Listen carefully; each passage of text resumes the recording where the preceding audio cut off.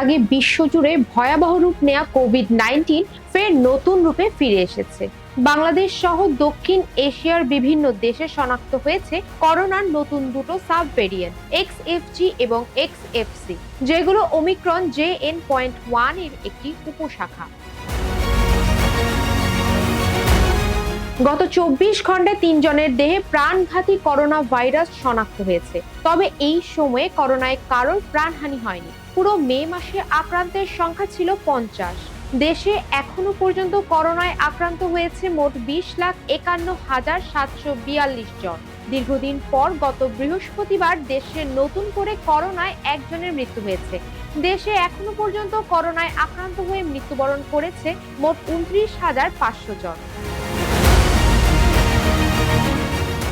এমন সংকটপূর্ণ অবস্থায় সবাইকে স্বাস্থ্যবিধি মেনে চলার পরামর্শ দিয়েছে সরকার।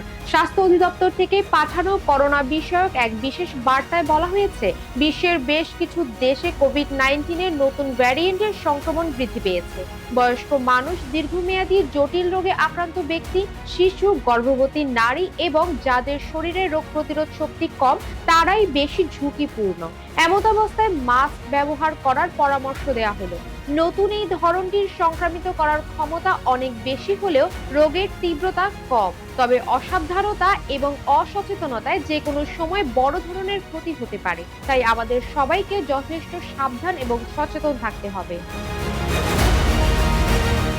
প্রতিবেশী দেশ ভারতের বিভিন্ন অঞ্চলেও নতুন করে করোনা ভাইরাসের সংক্রমণ দেখা দেয়ায় বাংলাদেশ সরকার সব স্থল, নৌ এবং আন্তর্জাতিক বিমানবন্দরে কড়া স্ক্রিনিং সহ স্বাস্থ্য সুরক্ষা ব্যবস্থা নিয়েছে।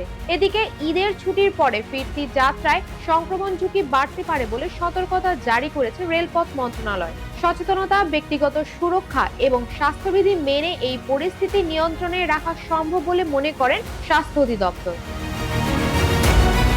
শ্রাবণী সরকার, গ্লোবাল ভয়েস 24।